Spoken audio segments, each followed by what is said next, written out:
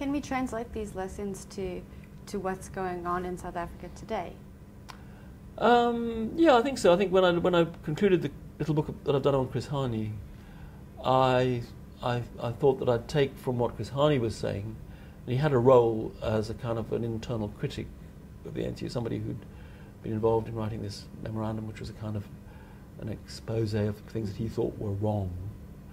I think that he pointed to the fact that tolerance of internal criticism and debate was something which the ANC should carry with it into the future. And I think that that's something which I think I'd like people to carry away from both of these books, which is that the ANC has a tradition of robust internal, to some extent public debate. That the issues should be talked about. Now you mentioned Chris Hani. It's actually 22 years since his assassination. How do you remember him? I remember him as, I didn't know him very well. I mean, I knew him a bit. I spoke to him sometimes. I saw him quite often. I remember him as somebody who, apart from Oliver Tambo, was probably the most widely respected and, to use a word, popular person within the ANC and XM.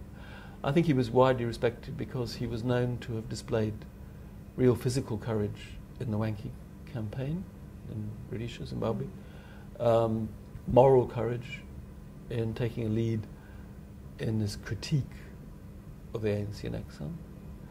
But also he was respected for his humanity. I mean, his concern for people, in his role particularly as a political commissar from Mkhonto we Sizwe. That he was somebody who was accessible, who was prepared to listen, to try to solve people's personal, individual problems. And I think that these are the reasons that he was a very highly respected person. And it's also, of course, a great tragedy that he didn't live through the transition period into post-liberation, because I think he had a very clear vision, perhaps as clear a vision as anybody, of the kind of South Africa which he wanted to see, which was a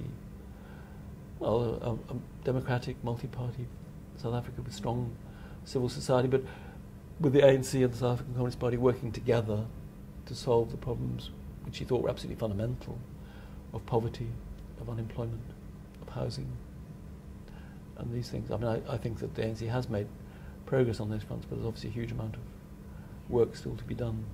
I think he'd probably be most concerned about the problem of unemployment, because I think it's, 25% officially, or higher.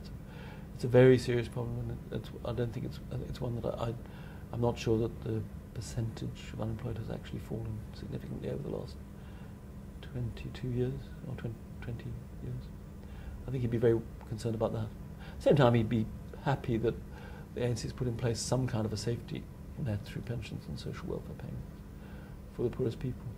But he would be unhappy about the rates of unemployment. And also I think about things like the fact that apparently education in rural areas hasn't really improved a great deal.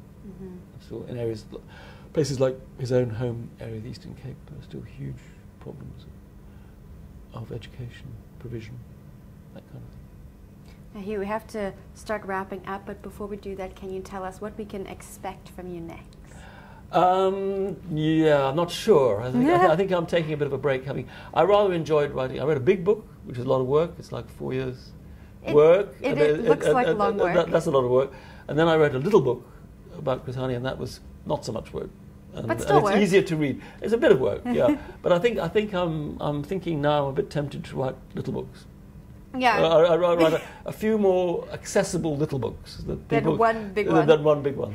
So that people find them, the books which are easier to write, but they're probably also easier to read. I think people are a bit put off.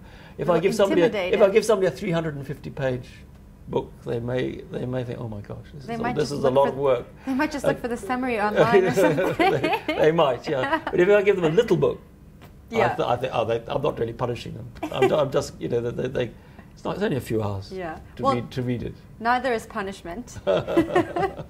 You can get Hugh Macmillan's The Lusaka Years or the Chris Hani book at all good bookstores. And if you've read either of them, let us know what you thought in the comments section below.